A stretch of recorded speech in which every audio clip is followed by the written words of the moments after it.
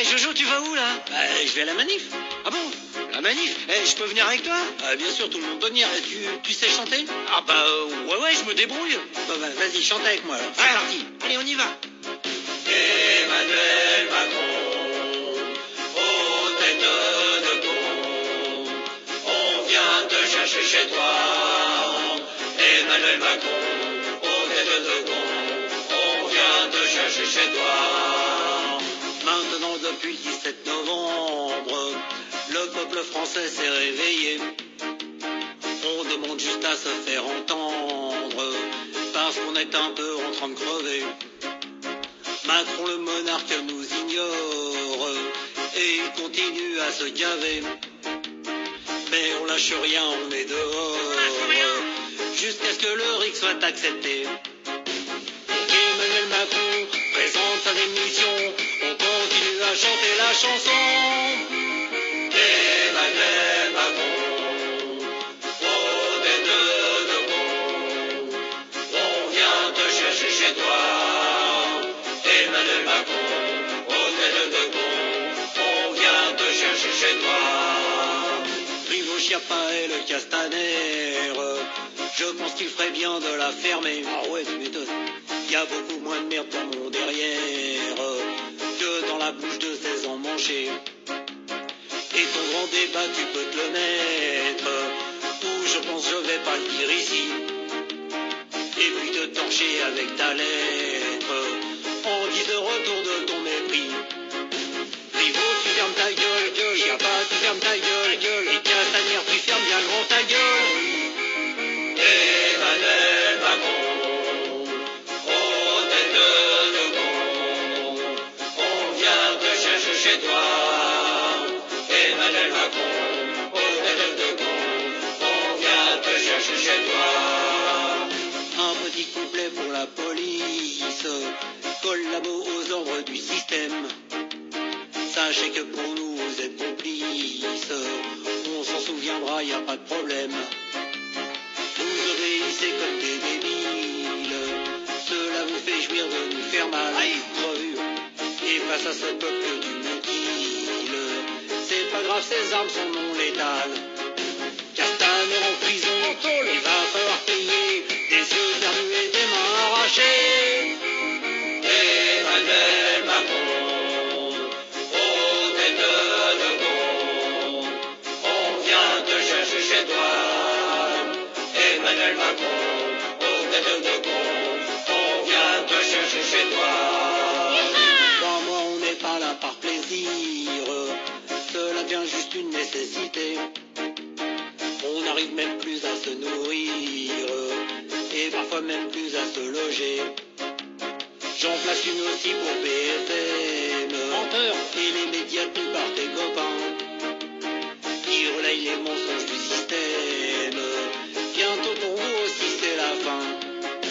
Macron, faut dégager, toi, tu peux pas rester là, c'est tout le peuple qui ne veut plus de toi. Emmanuel Macron, aux têtes de con, on vient te chercher chez toi. Emmanuel Macron, aux têtes de con, on vient te chercher chez toi. La la la la la, la la la la la, la la la la la la, la la la la la, la la la la la, la la la la la la la. Encore. La la la la la, la la la la la, la la la la la la, la la la la la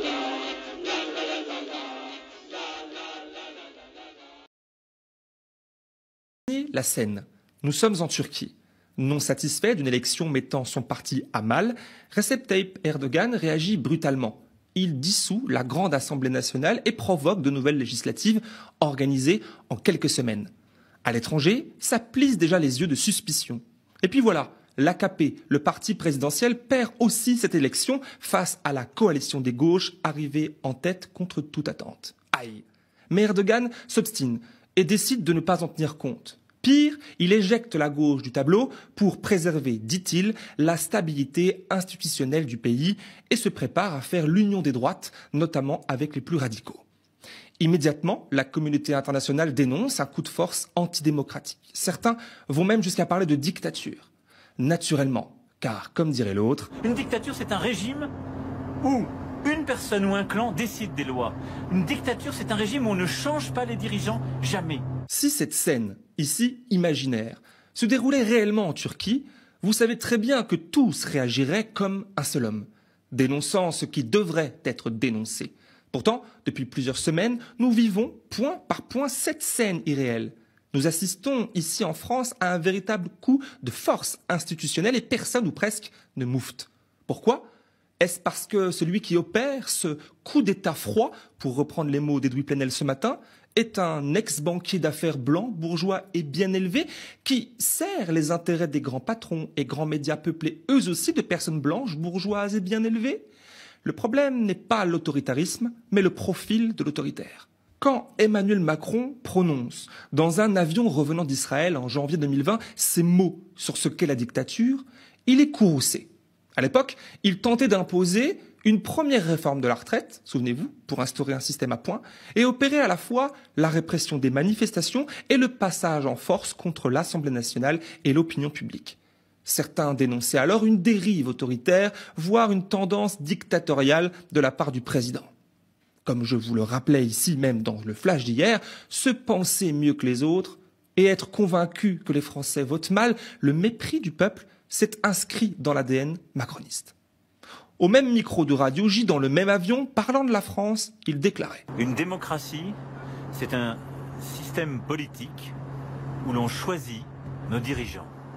C'est un système politique où l'on choisit les représentants qui auront à voter librement les lois qui régissent la société.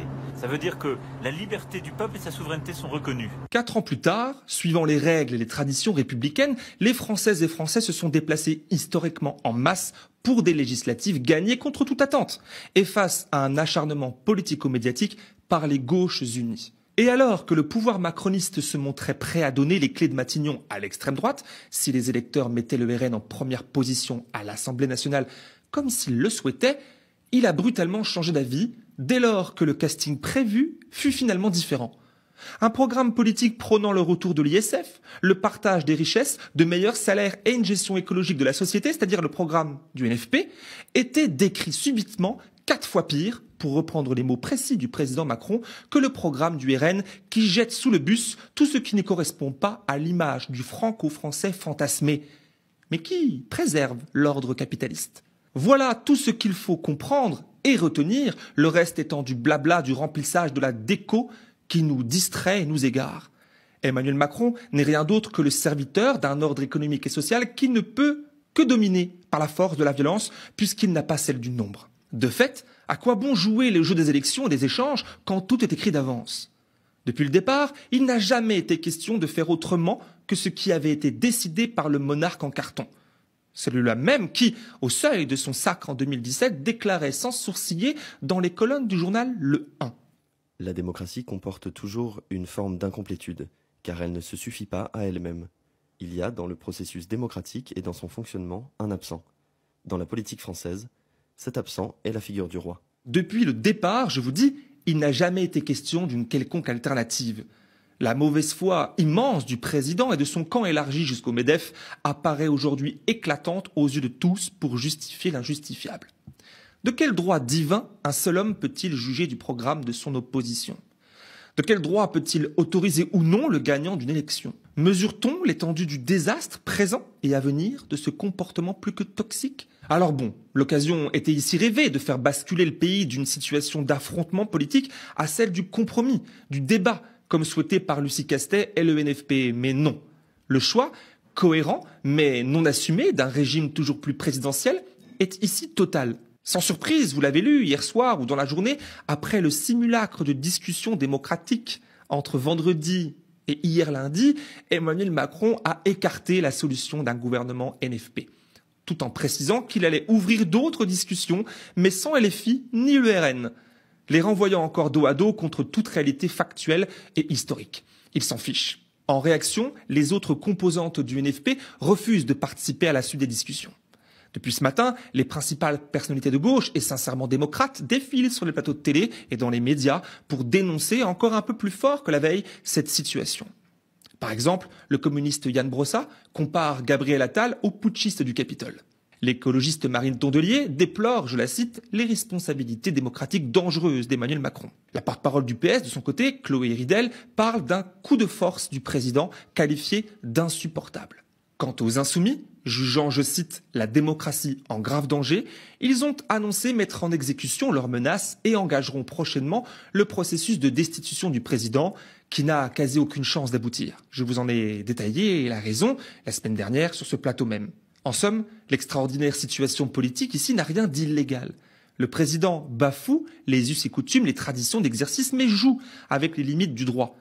Celle de la Ve République octroie un pouvoir immense aux locataires de l'Élysée. Un locataire qui apparaît comme un forcené, mais qui a tout le loisir de l'être. En face, les forces de gauche, prises au piège de ces mêmes institutions françaises, appellent au soulèvement populaire dans un grand mouvement de grève et de manifestation à la rentrée.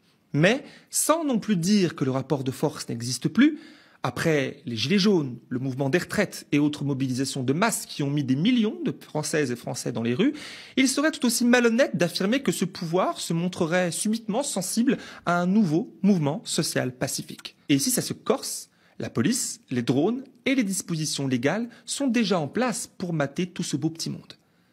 La question n'est donc plus de savoir si nous sommes dans un bourbier ou pas, mais plutôt de savoir comment s'en sortir.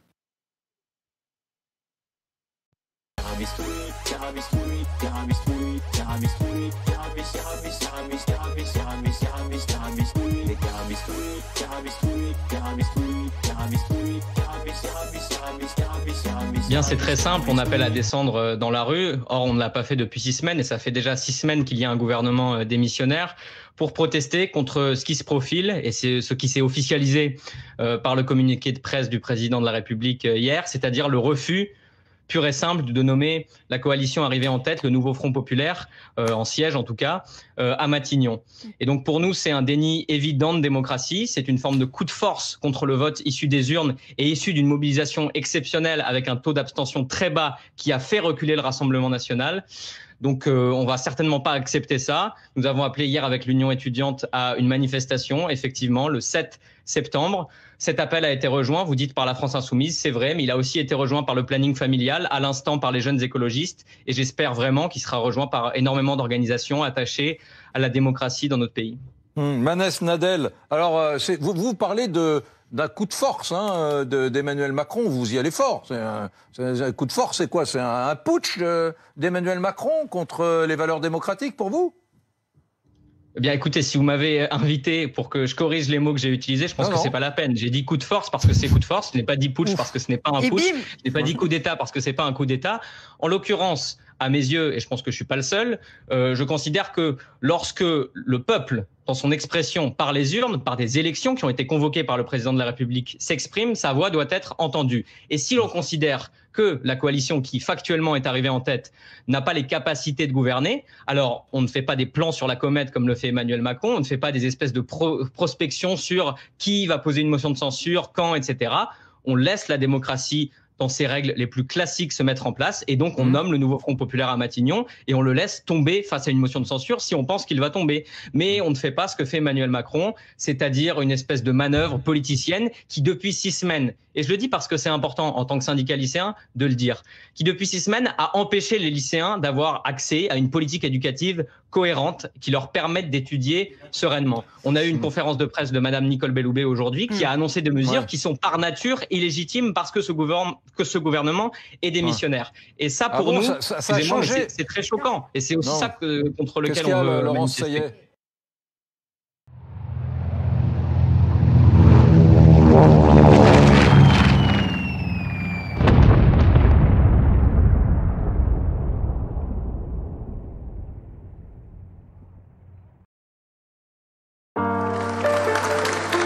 Merci. Monsieur le Premier ministre, malgré l'ordonnance de la Cour internationale de justice qui a intimé à Israël d'arrêter son offensive à Rafah, les massacres de civils se poursuivent dans la bande de Gaza.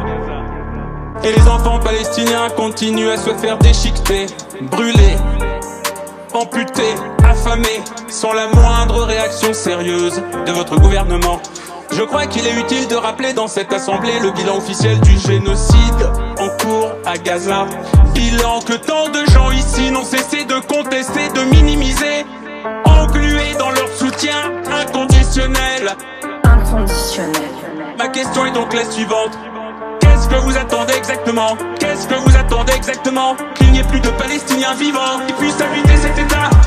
Qu'est-ce que vous attendez exactement? Qu'est-ce que vous attendez exactement? Qu'il n'y ait plus de Palestiniens vivants qui puissent habiter cet État? Gaza, depuis 8 mois, c'est la douleur permanente. Celle des membres coupés à vif. Celle des plaies béantes. Celle des enfants devenus orphelins. Celle des parents qui enterrent un fils, une fille ou plusieurs. C'est la douleur des blessés qu'on ne peut pas soigner ni même soulager. C'est la douleur d'un monde apocalyptique où plus rien ne tient debout. Plus rien ne tient debout. Plus rien ne tient debout. Plus rien ne tient debout. Qu'est-ce que vous attendez exactement? Qu'est-ce que vous attendez exactement? Qu'il n'y ait plus de Palestiniens vivants qui puissent habiter cet État? Qu'est-ce que vous attendez exactement? Qu'est-ce que vous attendez exactement? Qu'il n'y ait plus de Palestiniens vivants qui puissent habiter cet État? Qu'est-ce que vous attendez exactement? Qu'est-ce que vous attendez exactement? Qu'il n'y ait plus de Palestiniens vivants qui puissent habiter cet État? Qu'est-ce que vous attendez exactement? Qu'est-ce que vous attendez exactement? Qu'il n'y ait plus de Palestiniens vivants qui puissent habiter cet État?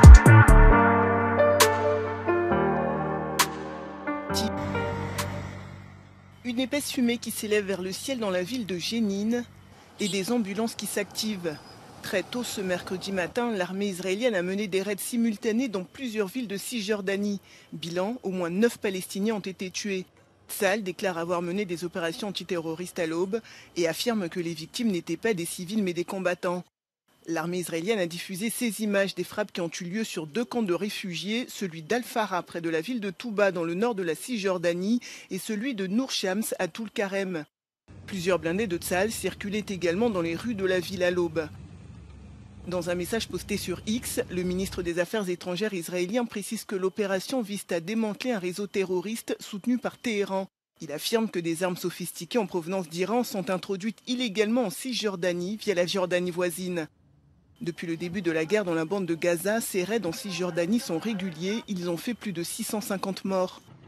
Face à l'ampleur de cette dernière opération militaire, le président de l'autorité palestinienne Mahmoud Abbas est rentré en urgence de Riyad en Arabie Saoudite où il effectue une visite diplomatique. Ces tensions inquiètent également Bruxelles. En déplacement à Doha au Qatar, Charles Michel a appelé au respect du droit international dans la bande de Gaza, mais également en Cisjordanie.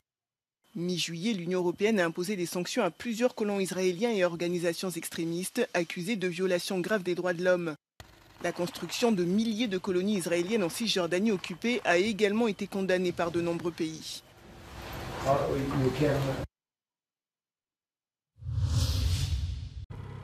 Ce village bédouin de Cisjordanie est quadrillé par les forces de sécurité israéliennes. Elles patrouillent régulièrement dans la zone, devant les quelques rares villageois encore présents ici. Tout autour, un paysage de désolation, une grande partie des constructions détruites. Seules des tentes érigées à la hâte tiennent encore debout. Quelques jours plus tôt, des militaires israéliens détruisaient les maisons sous le regard impuissant des villageois. Les plus vaillants refusent d'être délogés, mais décrivent des scènes de chaos. Les bulldozers sont arrivés et ont démoli toutes nos maisons. Nous avions 7 maisons dans lesquelles nous vivions avec leur cuisine. Depuis 12 jours, je n'ai que cette tente où je me réfugie. Elle ne me protège ni de la chaleur ni du froid. Les infrastructures de notre région ont été complètement détruites. Où dois-je aller? Je veux qu'une loi me protège. Où sont les hommes de loi? En 9 mois de guerre à Gaza, une vingtaine de communautés bédouines ont été déplacées de force par des extrémistes convoitant leur pâturage. Des expulsions conduites avec l'assentiment tacite des autorités, comme en témoignent ces images amateurs captées lors d'une altercation. Document à l'appui, Tariq Atalin raconte qu'il a hérité sa maison de ses grands-parents. À l'époque, la zone était encore sous contrôle de la Jordanie. Leur seul objectif semble être de nous chasser d'ici. Ils essaieront de 1001 manières. Mais ils n'ont pas d'instrument légal pour nous sortir d'ici. Alors ils tentent toutes les méthodes. En l'espace de 9 mois, l'ONU a documenté 1 millier d'attaques de colons en Cisjordanie. Les violences ont déplacé plus de 1200 Palestiniens de leur village.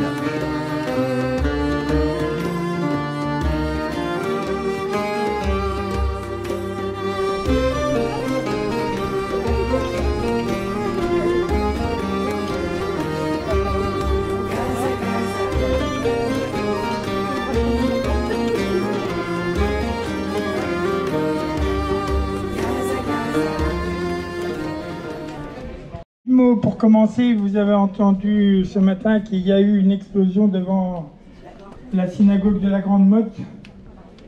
Alors, disons-le clairement, on condamne avec la plus grande fermeté ce genre d'exaction, que ce que nous dénonçons dans l'armée, dans les exactions de l'armée israélienne n'a absolument rien de religieux. C'est parce que ce sont des colons, c'est parce que ce sont des oppresseurs, et pas parce qu'ils sont juifs, disons-le clairement.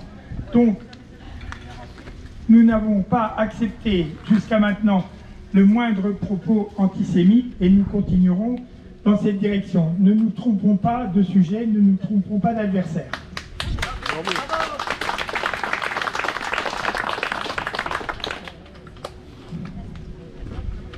Comme d'habitude, on essaie de faire un petit peu le point sur la semaine.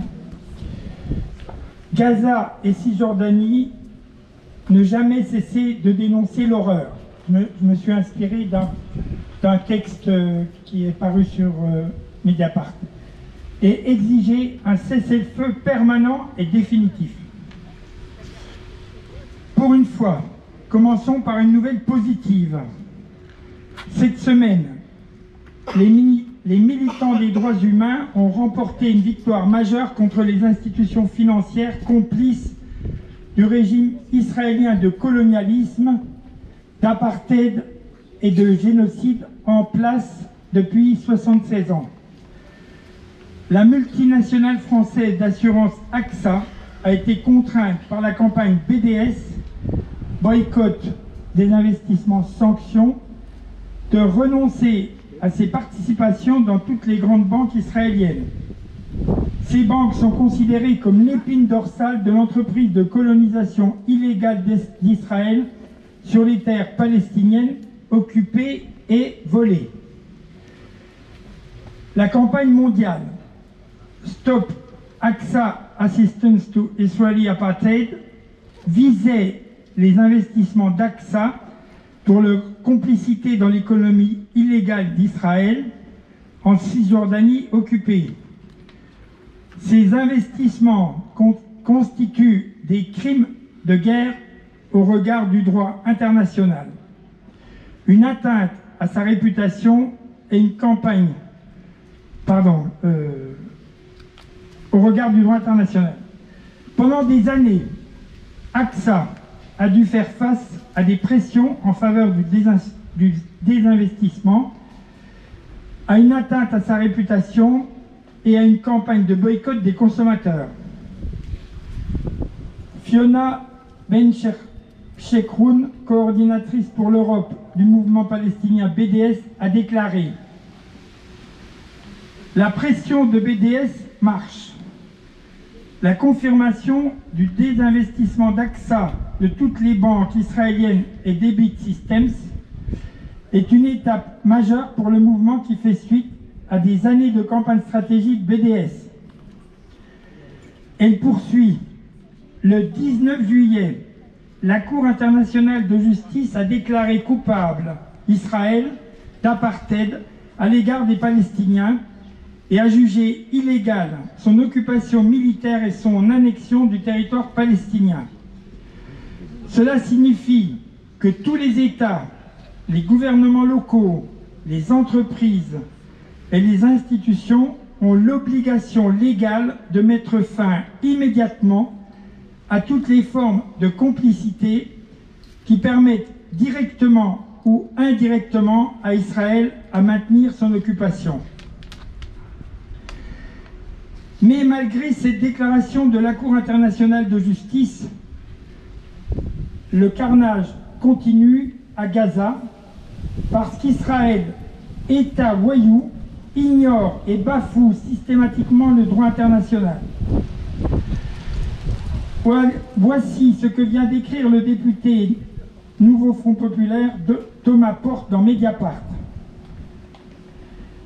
Des corps calcinés déchiquetés, des familles qui pleurent, hurlent la perte de leurs proches, des enfants qui errent, des milliers d'orphelins livrés à leur propre sort. Depuis 9 mois, les images en provenance de la bande de Gaza sont les mêmes.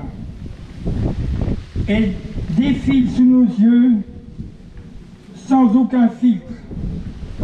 Malgré les centaines de journalistes assassinés par Israël pour tenter de cacher aux yeux du monde le génocide en cours à Gaza, personne ne peut ignorer ce qui se passe aujourd'hui. Et malgré ça, nous assistons toujours au même scénario, inlassablement. D'abord, les images sur les réseaux sociaux. La dépêche AFP qui arrive. Le récit froid d'un massacre. Les explications de l'armée israélienne. Explications entre guillemets. Parfois les condamnations de la France et d'autres. La promesse de sanctions. Et puis plus rien jusqu'au nouveau massacre. Jusqu'à quand? Jusqu'à quand? C'est toujours le texte du député Thomas Porte. Jusqu'à quand la France va-t-elle pouvoir se regarder dans une glace alors qu'elle livre des armes à un gouvernement génocidaire? Jusqu'à quand l'Union européenne va-t-elle pouvoir être crédible en sanctionnant les crimes russes tout en protégeant ceux commis par Israël? Jusqu'à quand la communauté internationale va-t-elle être en mesure d'être prise au sérieux alors qu'elle continue de livrer des armes à Israël qui vont servir à assassiner des enfants? Les chiffres sont effrayants. À Gaza, le 23 août, 40 265 Palestiniens tués et 93 144 blessés recensés depuis le début de la guerre, sans compter les cadavres restés sous les décombres et les morts indirectes de famine, de maladies, de manque d'hygiène et de manque de soins. De nouveaux pourparlers pour un cessez-le-feu sont en cours, mais Netanyahou fait tout pour qu'ils échouent, en exigeant de poursuivre l'occupation de l'enclave. Par exemple, il a déclaré qu'Israël devrait maintenir le contrôle du corridor de Netzarim, qui divise Gaza en deux, et le couloir de Philadelphie à la frontière égyptienne. Sur le fond, Netanyahou refuse aussi l'autodétermination du peuple palestinien et la reconnaissance de ses droits. Il est donc plus que temps que la communauté internationale dise clairement « stop » à Netanyahou. L'action génocidaire d'Israël sur les Palestiniens, ça suffit. Cessez-le-feu immédiat et protection internationale du peuple palestinien. Merci.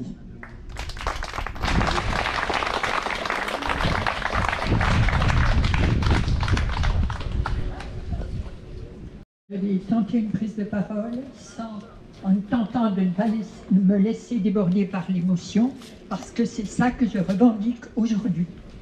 Je voudrais poursuivre dans la lignée ouverte par l'un des nôtres la semaine dernière, parce qu'au-delà du génocide, à l'intérieur du génocide, c'est chacun de nous, des semblables à nous, qui meurent et qui vivent des drames en Palestine et à Gaza. C'est des pères et des mères qui vivent le drame devant leurs enfants morts, qui pleurent et qui hurlent. Ce sont des enfants qui attendent à jamais leur père et leur mère tués par des Israéliens. Et je vais lire un poème que vous connaissez tous, écrit par un Palestinien qui est mort, tué, en décembre 2023. Parce que je conçois que la poésie, qui ne peut rien faire sur le terrain, enfin, qui ne changera rien sur le terrain, peut transcender les drames, tous les drames.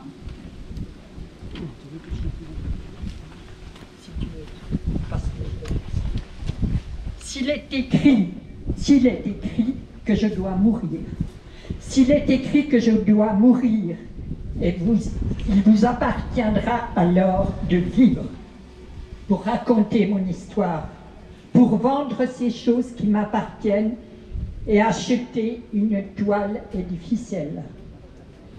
Faites en sorte qu'elle soit bien blanche, avec une longue traîne, afin qu'un enfant quelque part à Gaza, fixant le paradis dans les yeux, dans l'attente de son père, parti subitement, sans avoir fait d'adieu à personne, même pas à sa chair, même pas à son âme, pour qu'un enfant quelque part à Gaza puisse voir ce cerf-volant, mon cerf-volant à moi que vous avez façonné et qui volera là-haut, tout là-haut, et que l'enfant puisse un instant penser qu'il s'agit d'un ange revenu lui apporter de l'amour.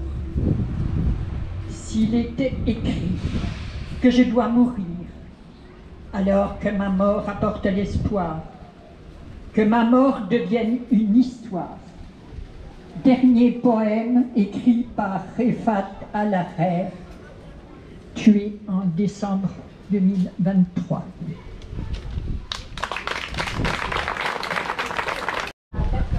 Une nouvelle qui est tombée de l'OMS, l'Organisation mondiale de la santé, qui dit que un premier bébé palestinien de Gaza est complètement paralysé de la polio.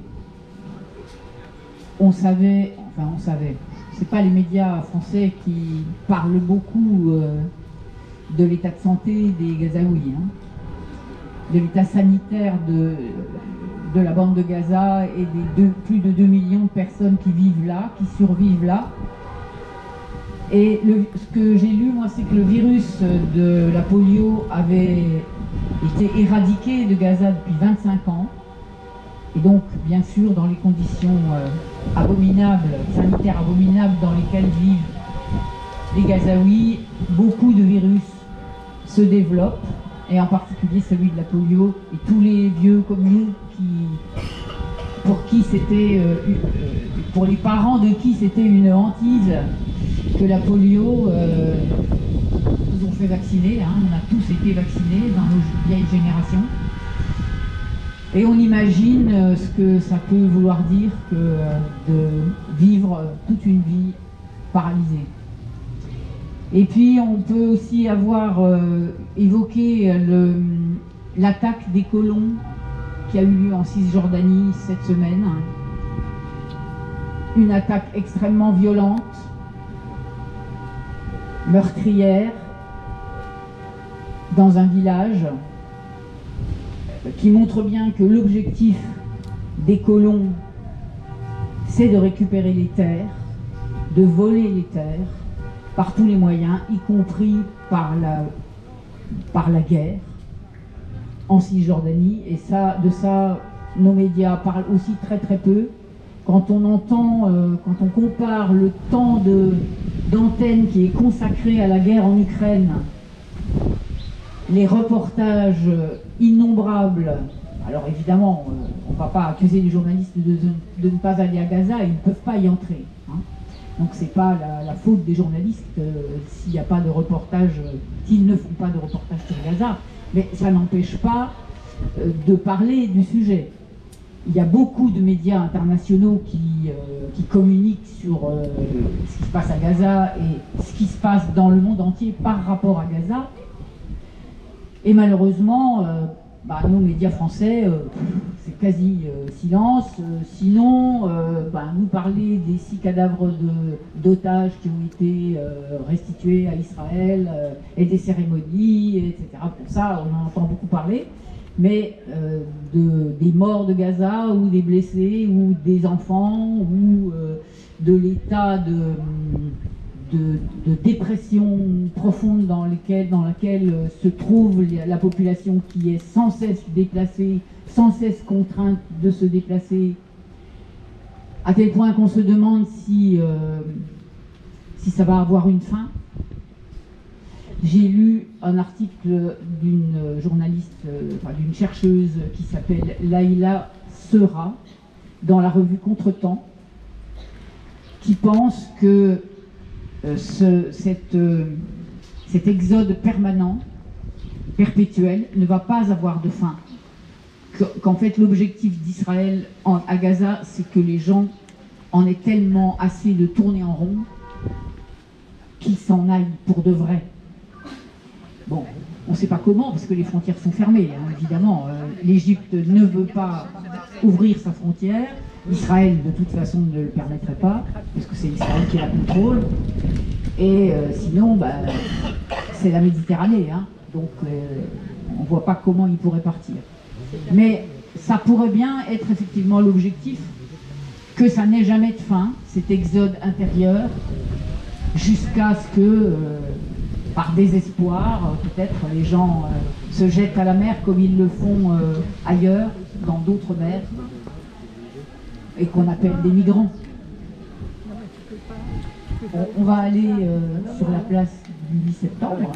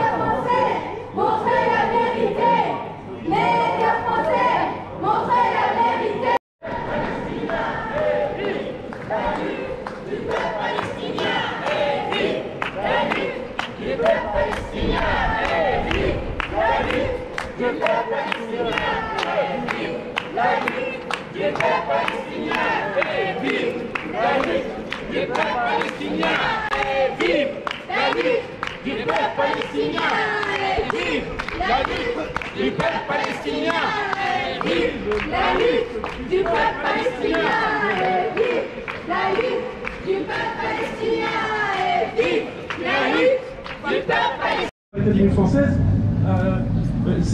ça dépasse l'entendement, mais on ne se rend pas compte qu'on est en train de rentrer dans ce jeu.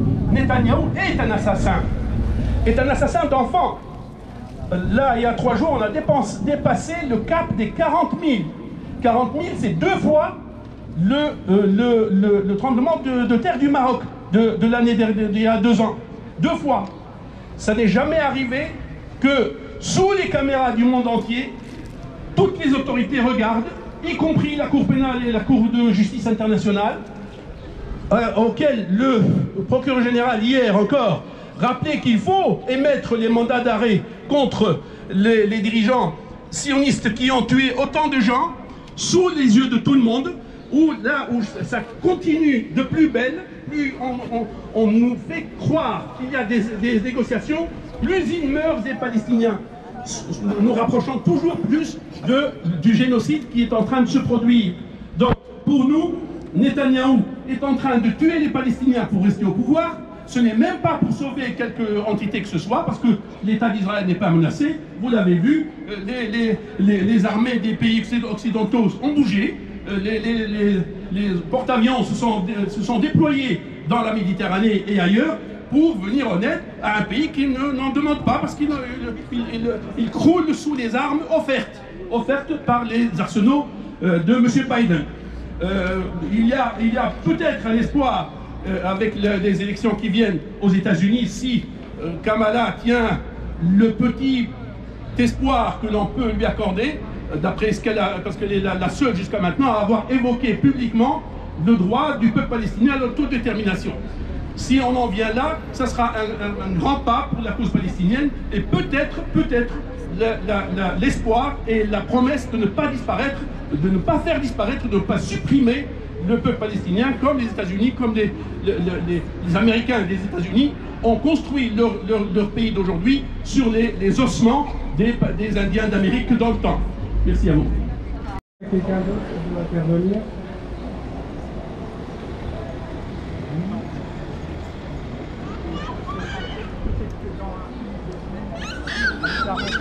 Qui viennent habituellement à la réunion du collectif. On se retrouve lundi prochain, le lundi qui vient, au bain-douche à 18h pour une réunion du collectif. Ça fait 3-4 semaines qu'on ne s'est pas réunis et c'est bien qu'on fasse le point sur notre action de soutien aux Palestiniens. Merci beaucoup. Je voudrais, si nous devions lever cette réunion, saluer toutes les personnes qui sont là, qui tiennent, qui résistent par cette chaleur, par ce temps de vacances, par cette farniente où les gens vont un peu partout dans le monde. Les Palestiniens ont encore, plus que jamais, besoin de chacun d'entre nous. Il ne faudra pas que l'horreur devienne de la routine.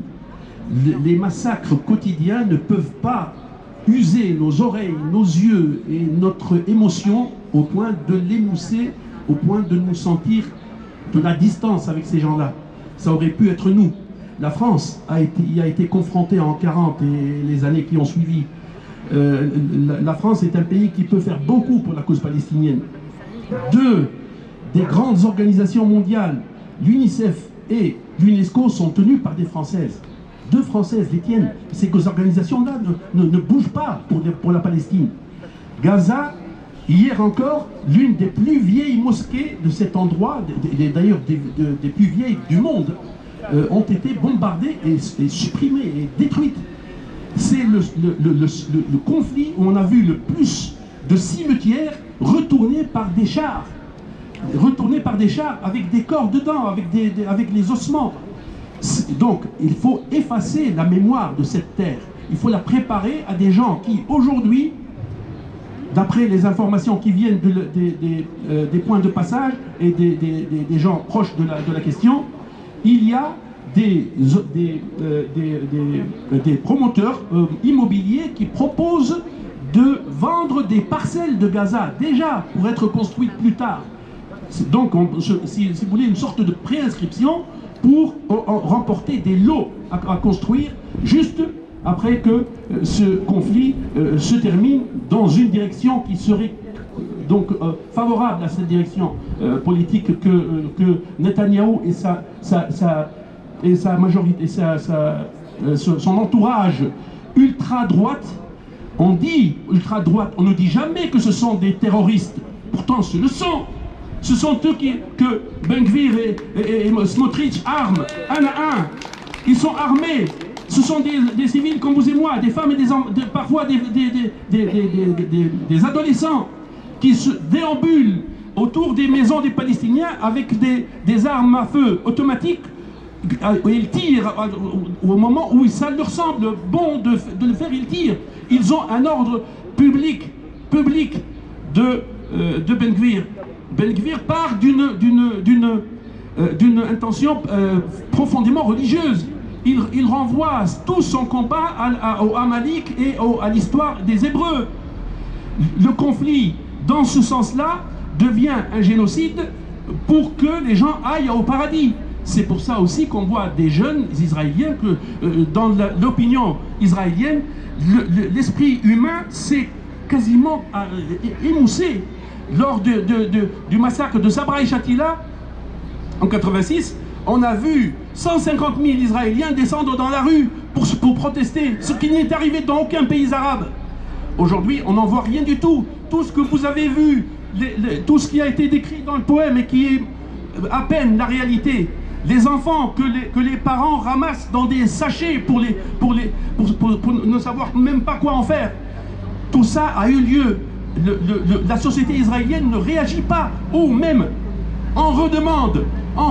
Il y a des gens qui sont, vous regardez Israël Hayom, vous regardez Yadiot Aranot, les grands moyens d'information israéliens sont pro-génocidaires. Il y a une petite minorité derrière Haaretz et quelques-uns qui essaient de faire entendre une voix discordante, mais la majorité sont avec l'élimination du peuple palestinien. C'est pour ça aussi que nous, on doit rester là, on doit être là pour les Palestiniens. Aujourd'hui, ce sont eux, demain, ça sera quelqu'un d'autre. Les Israéliens ont cassé tous les codes de la guerre, et rien maintenant. Tuer des enfants, tuer des femmes enceintes, les gens le disent, le professent, appellent leurs forces armées à le faire. Maintenant, on tue les gens à distance, ce sont des bombes balancées par des aviateurs à des distances où on ne peut pas les atteindre, ce sont de purs assassinats de masse. Et plus on en fait dans Gaza, plus elle est promise aux Hébreux des temps modernes. C'est pour cela, c'est pour empêcher ce destin des derniers de Mohicans, comme ça s'est passé dans les États-Unis, et que les Palestiniens ne deviennent pas les nouveaux Mohicans du monde, que nous devons être là à chaque fois que les Palestiniens ont besoin de nous. Merci à vous. Et alors bonjour, moi je voudrais parler de quelque chose d'important, reparler de quelque chose d'important, c'est sur les chiffres. On nous dit souvent qu'il y a 40 000, les médias, beaucoup nous disent qu'il y a 40 000 morts selon le Hamas à Gaza, et ce serait une manière pour nos médias de minimiser le nombre de morts qu'il y a à Gaza. Alors en réalité, il est vrai qu'il n'y a probablement pas 40 000 morts à Gaza, mais selon l'ANSET, c'est 200 000, ce n'est pas 40 000, les chiffres sont bien plus grands que l'on nous dit. Autre chose, j'aimerais dire que on n'est pas là juste par philanthropie par philanthropie. Ce n'est pas nous qui défendons Gaza. En réalité, c'est Gaza qui nous défend. Nous ne sommes pas là par philanthropie par rapport à Gaza. On se défend avec Gaza. Parce qu'il se crame dans le monde. Ce n'est pas juste Gaza. En réalité, Gaza n'est qu'un prélude à ce qu'il se passe. On voit partout que les conflits se multiplient. Au Mali, au Soudan, en Ukraine, partout, le même processus. La guerre. En réalité, ce qui nous menace, c'est un Gaza mondial. Nous devons nous défendre avec Gaza. Ce sont les Gazaouis qui nous défendent et non pas le contraire. Merci. Bravo, bravo. Ah, c'est la plus belle banderole, je la filme encore. Je suis né dans un pays qui n'existe pas. Je suis né sur une terre qui n'est plus à moi. Une terre occupée, une terre piétinée, une terre autonome sur le papier. Je suis né sous les you-you et les cris de joie. Je suis né après bien d'autres dans le camp trop étroit. La mer était ma frontière, mon sanctuaire. Pour oublier les colons, le blocus et la misère. J'ai grandi bercé au son des récits de l'exil. J'ai grandi au creux des vies suspendues à un fil. Le fil d'un espoir tenace dans l'impasse. Un jour oui la tête haute, nous aurons notre place. Nous aurons notre place. pointer l'essentiel des questions. Enfin, on ne dit pas tout, mais on essaie de pointer ce qui a été majeur dans la semaine. Et ce qui a été majeur cette semaine, c'est les attaques de l'armée israélienne contre les camps de réfugiés en Cisjordanie. Et c'est là-dessus que j'ai préparé cette prise de parole, qui est en fait le communiqué de l'AFPS national du 28 août 2024.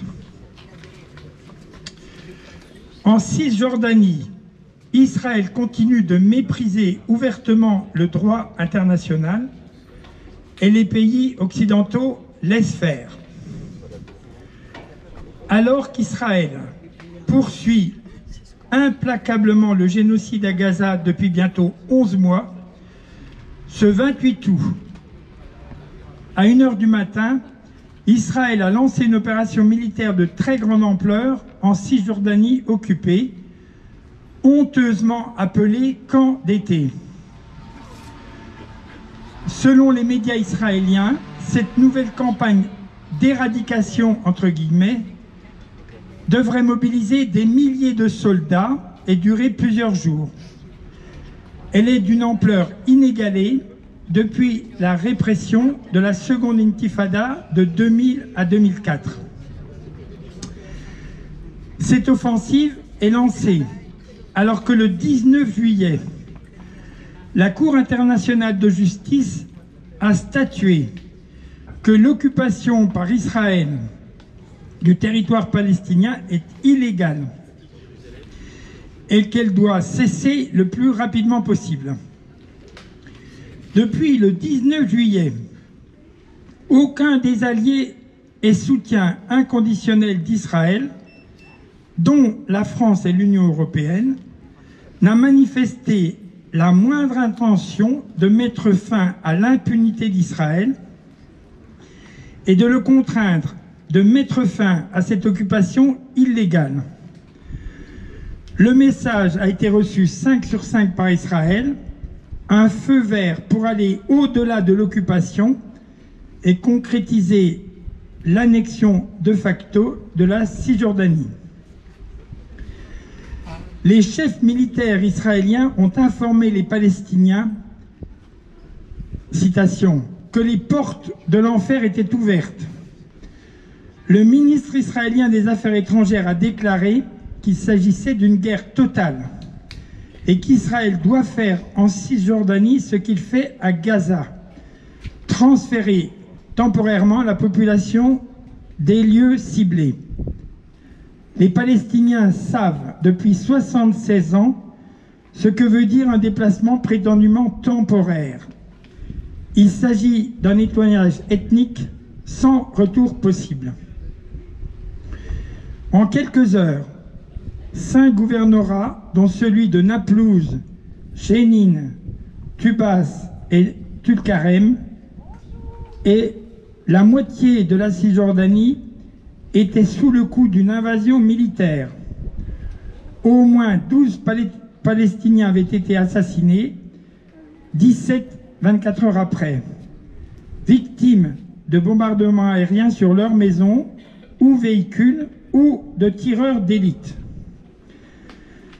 Cible prioritaire, les camps de réfugiés où la résistance à l'occupation est particulièrement active.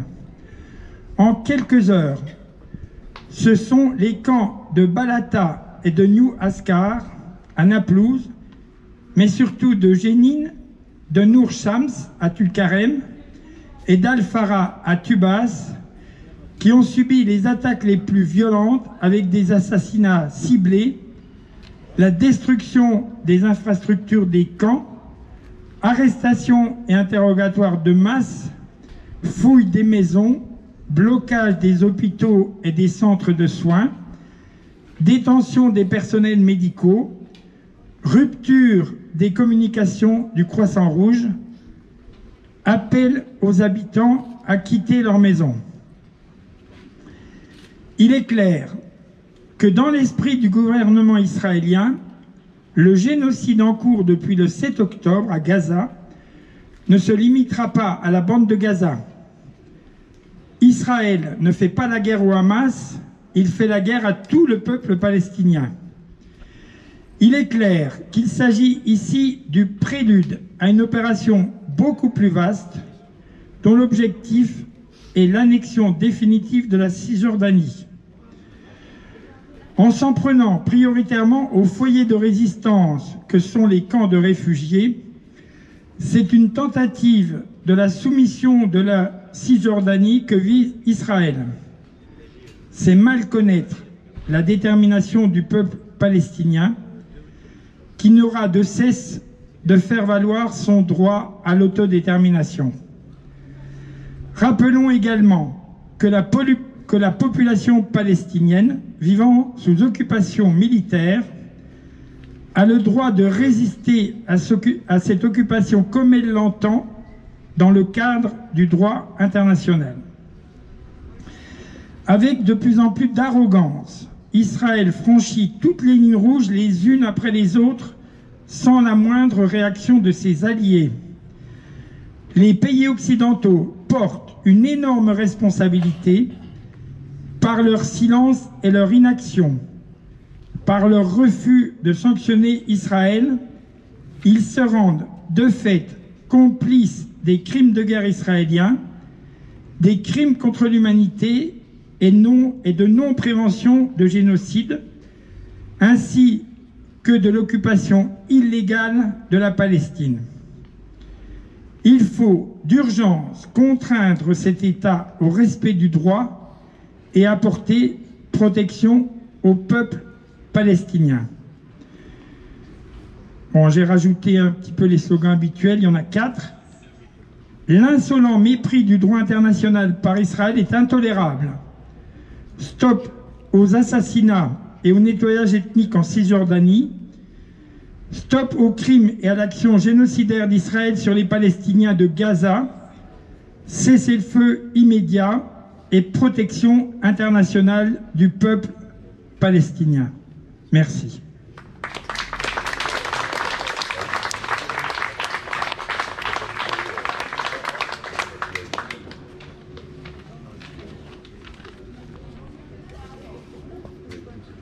Il n'y a bientôt plus de piles dans le micro, donc il faut qu'on se dépêche. Hier, j'ai entendu que l'ONU recensait 637 victimes en Cisjordanie des interventions de l'armée et des colons depuis le 7 octobre. 637 personnes massacrées, tout simplement. Je voudrais vous donner connaissance d'un article qui est paru dans le Monde diplomatique et qui nous donne un autre écho de ce qui se passe dans la société israélienne. Moi, d'habitude, ce que j'entends, c'est plutôt lorsqu'elle enterre ses morts, elle enterre ses otages récupérés morts, où elle manifeste pour se défendre ses otages, demander des comptes au gouvernement. Là, c'est un peu une autre approche. Le titre de cet article de Sylvain Sipel, qui est un spécialiste du Proche-Orient, le titre « La société israélienne entre hubris et désespoir ». À Tel Aviv ou à Jérusalem-Ouest, les terrasses des cafés sont toujours aussi bondées. On y sirote un expresso avec un croissant aux amandes. Le soir, on y dîne. La guerre? Ah oui, la guerre. On en parle, bien sûr. On revient sans cesse au choc de ce maudit 7 octobre 2023, cette stupéfaction devant une armée si puissante, soudainement impuissante. Mais on retourne vite à d'autres préoccupations. Pourquoi parler de la guerre? Gaza est si loin, 70 km de Tel Aviv. Et la guerre si déprimante. Ce qui me sidère le plus, dit le cinéaste Erez Perry, c'est la vitesse d'adaptation de notre société. Aux terrasses, rien n'a changé. Et pourtant, Beaucoup de gens ont basculé dans un état de frustration profonde ou de colère folle. L'exaspération collective est au zénith. Le récent lauréat du prix Pulitzer résume, c'est un israélo-américain. Les cafés sont pleins? Oui. Il est facile d'invisibiliser les Palestiniens tout en vivant confortablement. En même temps, on constate une dépression générale au sein de la société israélienne. Que se passe-t-il? Non pas chez les Palestiniens, ça on le sait et c'est terrifiant, mais chez ceux dont l'armée les écrase, les Israéliens. Les débats sur les chaînes d'information en continu donnent le sentiment d'une gigantesque confusion et d'une population centrée sur elle-même. Cris et invectives sont courants sur les plateaux. Qu'attend-on du lendemain? On ne sait pas bien, mais on voudrait que les Palestiniens disparaissent du champ de vision. David Schulman, professeur de notoriété mondiale dans le domaine du sanskrit, formule les choses simplement. L'opinion a une impression d'impasse, ce qui reflète une réalité. Israël est dans une impasse. Hannah Arendt, ajoute-t-il, avait tout prévu. Il fait référence à l'évolution ultranationaliste de l'État d'Israël et du sionisme que la philosophe craignait dès la création d'Israël en 1948. Voilà, pour ceux qui voudraient poursuivre la lecture de cet article qui est très très fouillé, dont je ne donnais qu'un tout petit extrait. 19 juillet, je pense qu'elle n'est pas assez bien connue. Donc je vais faire comme Noël, je vais vous lire un article du Monde diplomatique, enfin des extraits, au sujet de cet arrêté de la Cour internationale de justice. La Cour internationale de justice a été saisie par l'Assemblée nationale des Nations Unies en 2022. Et elle a rendu son verdict le 19 juillet 2024. Un tremblement de terre juridique, un avis qui marquera l'histoire, j'en reste sans voix. Telles sont quelques-unes des réactions des juristes à l'avis de la CIJ le 19 juillet dernier sur les conséquences juridiques découlant des politiques et pratiques d'Israël dans le territoire palestinien occupé, y compris Jérusalem-Est. Après un long rappel du contexte général, la Cour estime que l'occupation de la Cisjordanie, de Jérusalem-Est et de la bande de Gaza, qui forment une seule et même entité territoriale dont l'unité, la continuité et l'intégrité doivent être respectées et préservées, est illégale par ses modalités et sa durée. Précision importante, bien qu'évacuée en 2005, la bande de Gaza est demeuré un territoire occupé selon l'institution, car Israël conserve la faculté d'exercer et continue d'exercer certaines prérogatives essentielles, notamment le contrôle des frontières terrestres, maritimes et aériennes, l'imposition de restrictions à la circulation des personnes et des marchandises, la perception de taxes à l'importation et à l'exportation et le contrôle militaire de la zone tampon. Cela est encore plus vrai depuis le 7 octobre. Principale conséquence selon le juriste Johan Soufi, Israël ne peut pas invoquer l'article 51 de la Charte de l'ONU relatif à la légitime défense. Israël ne peut pas invoquer l'article 51, la résolution 51 de l'ONU pour invoquer la légitime défense. Donc tout ce qu'on nous dit sur les médias, tout ce que nous dit M. Macron, tout ce que nous disent les dirigeants occidentaux sur le fait qu'Israël a bien le droit de se défendre est faux. Est faux selon le droit international, car il s'agit d'un territoire palestinien occupé et que un État colonisateur n'a pas le droit à la légitime défense contre les colonisés. Voilà.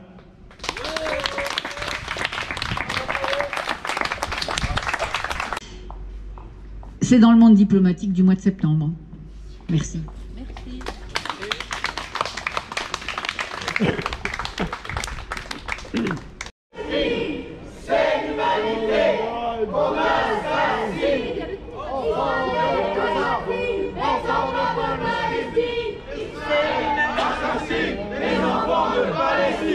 Israël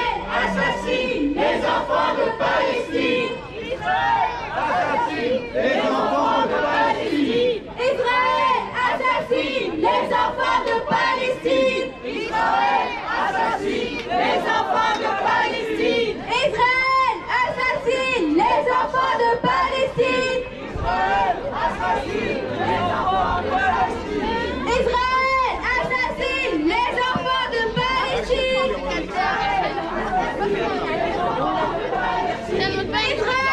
assassine les enfants de comment cisjordanie, assez de tyrannie. À Gaza, comment cisjordanie, assez de tyrannie. À Gaza, comment Viva Palestina! Viva Palestina! Médias français, montrez la vérité! Médias français, montrez la vérité! Enfants de Gaza, enfants de Palestine, c'est l'humanité! On assassine! C'est les petits enfants!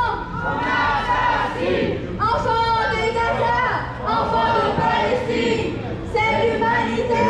On assassine! Gaza sans pain, sans eau, sans électricité, quand un peuple entier est laissé pour mort, there is only one solution, revolution, one solution, revolution.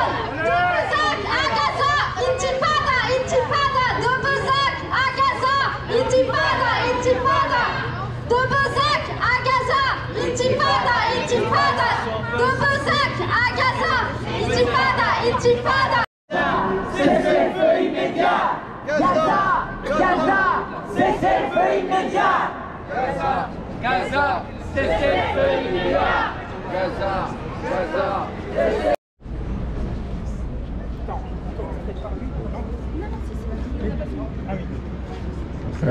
Bonjour à tous.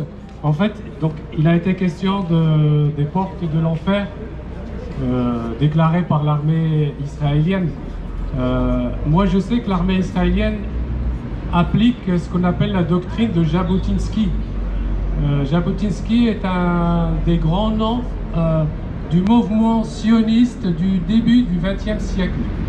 Et sa doctrine, c'était si on ne peut pas faire plier les Palestiniens avec de la force, eh bien, il faudra utiliser plus de force. C'est exactement ce qui est utilisé à la fois à Gaza et en Cisjordanie. En Cisjordanie, en plus de l'armée israélienne, il y a les colons juifs. Et pour moi, je ne sais pas pour vous, mais pour moi, dès qu'on parle de colons, eh bien, on comprend qui est l'agresseur et qui est l'agressé. Parce que ce sont, je ne sais pas, ce sont les colons américains qui ont par exemple exterminé je ne sais pas combien de millions d'Amérindiens. Ce sont les colons australiens qui ont exterminé je ne sais pas combien de millions d'aborigènes. Et ainsi de suite. Par exemple, ce sont les colons, on les appelle aujourd'hui canadiens, ce sont les colons canadiens qui ont exterminé je ne sais pas combien d'Amérindiens. Donc, en fait, c'est cette politique d'extermination par les colons qui veulent s'approprier, s'accaparer une terre qui n'est pas la leur. Voilà.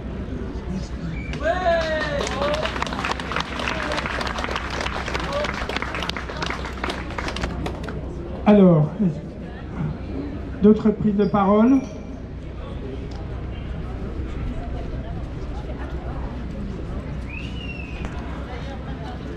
Je vais faire un poème en arabe qui parle de la Palestine. Palestine. اسمي فلسطين مخلوقة من طين لكنني حجارة من سجيل لن أروي لك قصتي فروايتي هي التاريخ أنا فلسطين أنا الحرب والسلاح والسلام والحجارة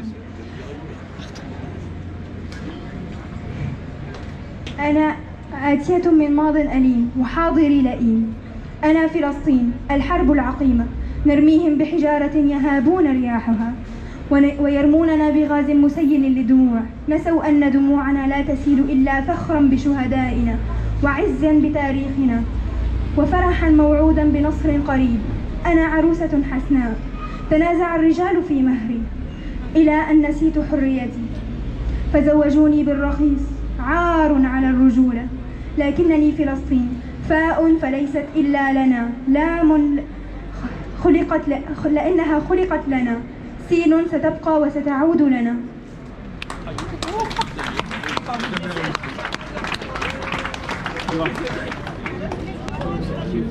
Bon, ça va être très court, mais je voulais faire un petit discours. Où sont les féministes artistes, les révolutionnaires, les droits humains, les étudiants? Où est notre communauté? Où est la liberté d'expression, les humanistes? Peu importe nos divergences, notre couleur de peau, notre religion, soyons tous ensemble du bon côté de l'histoire et crions en chœur: Israël, casse-toi, la Palestine n'est pas à toi!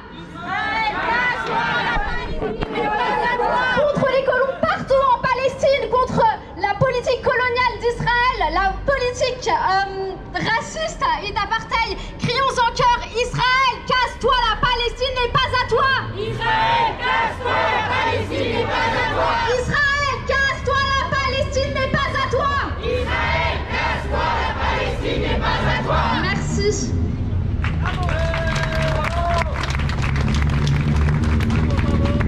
Bonjour. Alors je vais expliquer un peu avant de chanter, tous ensemble, si tout le monde est d'accord.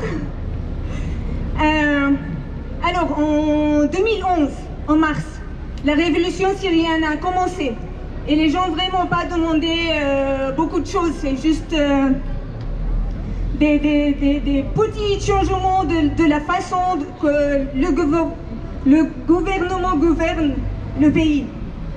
Mais quand même, le gouvernement a répondu avec grande violence. Alors après quelques mois, il y avait une grande manifestation, 500 000, et il y avait cette personne qui a inventé, écrit cette chanson qui s'appelait Yallah irhal ya Bachar.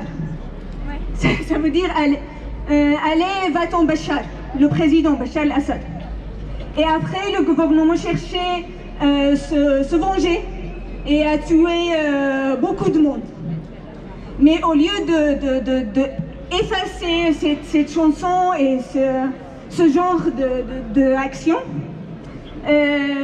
les gens partout chantaient cette chanson, et même le nom de cette personne devenu comme un titre pour n'importe qui personne qui a le micro et qui chante dans les manifs.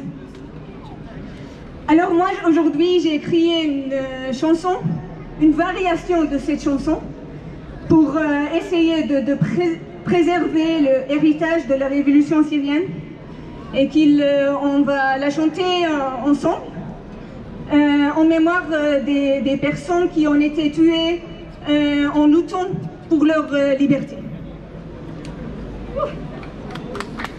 Alors, la chanson s'appelle Vive, vive la Palestine.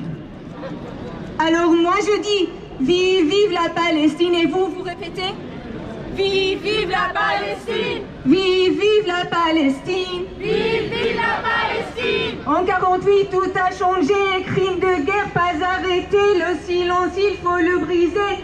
Vive, vive la Palestine. Vive, vive la Palestine. Vive, vive la Palestine. Vive, vive la Palestine. Des bombes pleuvent sur Gaza, mais le peuple reste là, écoutez sa voix, son combat. Vive, vive la Palestine. Vive, vive la Palestine. Vive, vive la Palestine. Vive, vive la Palestine. Résister, ce n'est pas terrorisme. Soutenir l'occupant, c'est du fascisme. Le vrai crime, c'est le racisme. Vive, vive la Palestine. Vive, vive la Palestine. Trois religions vivaient en paix avant les sionistes et leur projet, c'est tout simple, vraiment pas compliqué. Vive, vive la Palestine. Vive, vive la Palestine. Vive, vive la Palestine. Vive, vive la Palestine. Le test ADN interdit là-bas parce qu'ils ne sont pas d'ici, voilà, c'est... Vive, vive la Palestine. Les réfugiés se rappellent le chemin. Les clés, ils les gardent en main. Le droit au retour est un droit humain. Vive, vive la Palestine. Vive, vive la Palestine. Antisémites, ils crient sans raison. Même aux juifs qui soutiennent la nation, on voit clair dans leur manipulation. Vive, vive la Palestine. Vive, vive la Palestine. 2 poids 2 mesures assez. Occident hypocrite fêlé, la Palestine va gagner. Vive, vive la Palestine. Vive, vive la Palestine. Tu nous entends bien Macron, On ne veut plus d'exploitation, Kanaki, Congo jusqu'au Soudan. Vive, vive la Palestine! Vive, vive la Palestine! L'Empire vacille, ça c'est clair. Résistance partout sur ces terres. Aux côtés des justes, on est fiers. Vive, vive la Palestine! Vive, vive la Palestine! From the river to the sea, Palestine will be free. Comme toutes les terres saisies. Vive, vive la Palestine! Vive, vive la Palestine! Et vive, vive la Palestine! Vive, vive la Palestine! Et bravo à tous!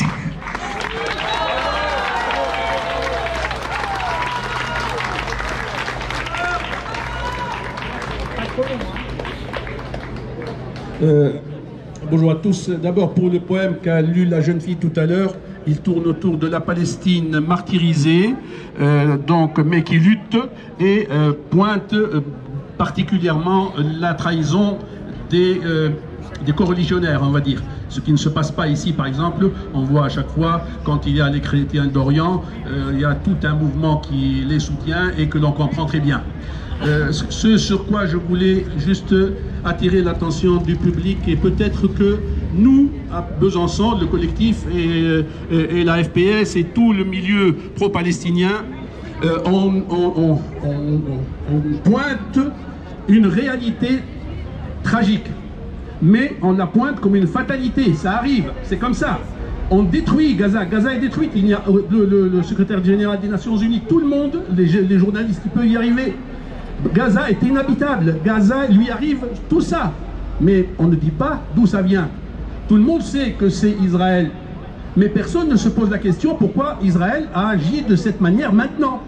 Même après le 7 octobre. Le tout, c'est dans le changement qui s'est opéré, la mutation cancérogène qui s'est opérée dans la société israélienne avec la montée de l'extrême droite religieuse juive. On ne le dit jamais assez, on parle beaucoup de l'intégrisme musulman, de l'intégrisme même chrétien quand le contexte l'appelle. Mais l'extrémisme juif actuel est un fait nouveau sur le plan international et il menace la paix du monde. Si on ne commence pas par là, on n'aura rien compris. Il y avait Begin au début des années 80, il y avait le patron d'Israël Beitenu qui était devenu ministre et qui était ministre des Affaires étrangères, qui plus est, qui professait que les Palestiniens n'étaient pas des humains et qu'il fallait leur faire ce qui se fait maintenant. Il y avait tout avant leur père, peut-être fondateur pour le XXe siècle, le Meir Kahane, qui a été assassiné à New York. C'est le mouvement CAR, d'où est issu l'assassin d'Hébron, celui qui a tiré sur les musulmans en prière à l'aube, ce jour-là, au début des années 90. Cette droite-là, on n'en parle pas. Pourtant, elle a gangréné la société politique israélienne. Ensuite, elle s'est propagée comme un cancer dans toute l'Europe. Il y en a en France et aux États-Unis, bien évidemment. Nous, on se réunit ici pour entendre tous les horreurs du massacre en Palestine et pour demander que le cessez-le-feu, pour effectivement que l'État de Palestine soit un État reconnu et pour que les livraisons d'armes cessent. Or, depuis le 7, ça fera 2 mois que Macron refuse de respecter la volonté du peuple. Et cette volonté du peuple, c'est effectivement la cessation plutôt la reconnaissance de l'État de Palestine et tout ce qui va avec. Donc je pense qu'il serait pas cohérent que samedi 7, il y ait les manifestations appelées par la jeunesse pour justement ces revendications et une autre manifestation par le collectif pour ces mêmes revendications. Donc je pense qu'il faut qu'on trouve le moyen d'une fusion entre les deux rassemblements, les deux manifestations qui auront lieu samedi prochain, le 7 septembre. Voilà.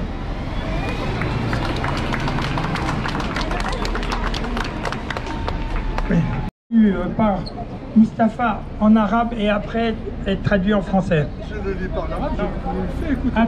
Non, il le fait écouter.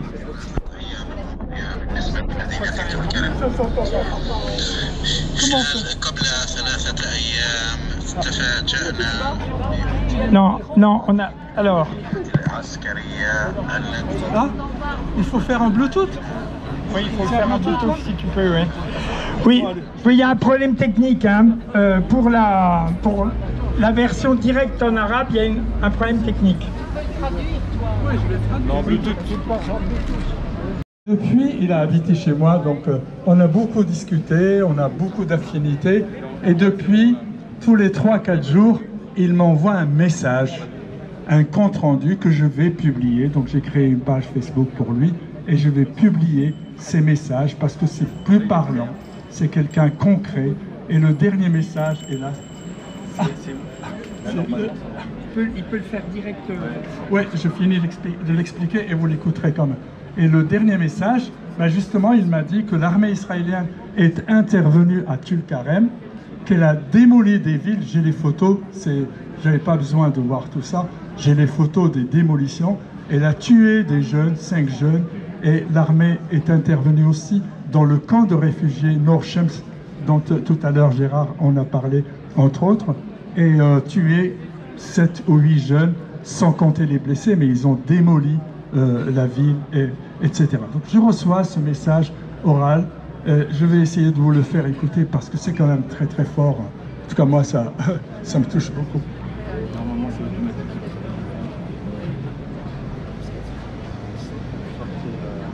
La vidéo. C'est juste ça. Vous pouvez jouer la vidéo. أوافيك بأخبار الثلاثة أيام الماضية بالنسبة لمدينة طول كرم. قبل 3 أيام تفاجأنا بهجوم من العديد من الآليات العسكرية التي طوقت المدينة والمخيمين ومعها العديد من الجرافات الD9 الكبيرة. واستمرت العملية لأكثر من 15 ساعة. استشهد خلالها 3 شبان وأصيبت 14 آخرين، وهدمت العديد من المنازل ودمرت العديد من الشوارع وشبكات الصرف الصحي وشبكات المياه وشبكات الكهرباء. عملية تدمير ممنهجة وكبيرة. وخلال الليلة الماضية تفاجأنا بقصف الطيران الحربي لمخيم نور شمس في مدينتنا، مما أسفر عن استشهاد 5 شبان آخرين صباح هذا اليوم. والمدينة الآن تخضع لإضراب شامل، لا يوجد هناك حركة ولا حياة ولا أي شيء، وسأوافيك بالصور إن شاء الله. Voilà, voilà, vous m'entendez? Voilà, enfin, il a expliqué des choses détaillées que je vais publier au fur et à mesure tous les 3 jours. C'est beaucoup mieux un témoignage que des gens, des jeunes et des moins jeunes d'entre vous ont connu personnellement. Et il dit, ils sont venus, non seulement l'armée est venue très outillée, mais aussi des bulldozers. Il dit, non, donc des grands bulldozers pour détruire les rues. Et il a dit aussi, surtout, c'est très blessant, il a dit, ils ont détruit volontairement les centres médico-sociaux et ils ont coupé l'eau à Nor Shems. Ils ont coupé l'eau et l'électricité. Mais imaginez ce que c'est de leur couper l'eau. Quels humains. Ce monsieur-là m'avait dit quelque chose. Je ne veux pas trop parler avec vous. Mais quand il était chez moi, on avait beaucoup sympathisé. Et je vais garder ce lien avec lui à transcrire. Il m'avait dit quelque chose de très fort. Il m'a dit, tu vois, dans ce drame, je préfère être palestinien qu'israélien. Je n'aurais pas aimé être israélien dans cette situation. C'est dire, c'est dire. Et le site de Facebook où tu es, c'est quoi? Le site? Il faut m'écrire que je vous. Ah d'accord, ça va alors. Juste à propos des destructions faites par l'armée israélienne en Cisjordanie récemment, cette semaine, à ceux qui sont au collectif Palestine, j'ai mis un lien qui permet de voir un reportage de Radio-Canada. Et on voit exactement ce que vient de dire Mustapha, c'est-à-dire des bulldozers qui sont en train de défoncer délibérément les routes, de détruire les canalisations d'approvisionnement en eau et les réseaux d'assainissement, de façon totalement délibérée. Je dépose les parcours de manifestation à la préfecture chaque semaine, puisque c'est une manifestation autorisée. Et ce qu'on avait envisagé, c'est que la semaine prochaine, on reprenne une manifestation déambulatoire, c'est-à-dire qui passait par la place Pasteur, qui remontait la Grande Rue. Ça ne nous empêche pas évidemment de nous arrêter là, hein, pour les prises de parole, mais aussi après de reprendre peut-être le parcours jusqu'à la place de la Révolution. Donc on va le décider tout de suite, puisque ça, c'est pas encore déposé. En tout cas, le rendez-vous de 14 h à l'esplanade des droits humains à la mairie, évidemment, celui-là, il ne change pas. Et ensuite, donc on décide maintenant manifestation, déambulation ou rassemblement statique. Et par rapport à la manif, qu'est-ce que vous dites? Attends, une chose différente. Un peu pareil, hein, enfin, au niveau du temps. Qu'est-ce que tu dis, Marc? Déambulation. Bon, donc, si on part de l'esplanade vers 14 h 15, on partira un peu plus tôt qu'aujourd'hui. On a le temps de faire notre tour jusqu'à 15 h et d'arriver à la place de la Révo. Et on dit aux organisateurs de la manifestation suivante, du 7 septembre, que on se retrouve soit à la place de la Révo, soit on rejoint leur cortège, où ils nous diront qu'ils sont. Voilà. D'accord. Parce que pour le moment, moi je ne sais pas d'où part la manifestation. Il est plus là. Attends, tu sais quoi? Non, je ne sais pas précisément. Ah ben voilà, c'est pas décidé. Proposé, c'est place de la Révolution à 14 h. Donc il y aurait moyen de faire jonction ici. Oui. Ben si Georges dit que c'est ça, hein, oui. Georges dit que c'est peut-être 14 h place de la Révo, le rendez-vous de l'autre manifestation. Donc on peut se dire qu'on les rejoint là-bas. Parce que 14 h place de la Révo un samedi, vous n'allez pas partir avant 14 h 45 au moins. Et mettre des horloges. Et non, mais on sait bien comment ça se passe, les manifs quand même, on en a fait assez depuis des années. Hein. Bon. Donc, si on dit qu'on se retrouve là-bas à 14 h 45, voilà, ça devrait aller. Hein? Voilà. Je crois qu'il faut que chacune de nos organisations relance pour qu'on soit, ça va être un peu la rentrée, pour qu'on soit le plus nombreux possible. Merci. Le 9. Prochaine réunion du collectif le 9 septembre à 18 h au Bain Douche. Tu peux voter, pétitionner, débattre à la télé ou gamberger sans te bouger, mais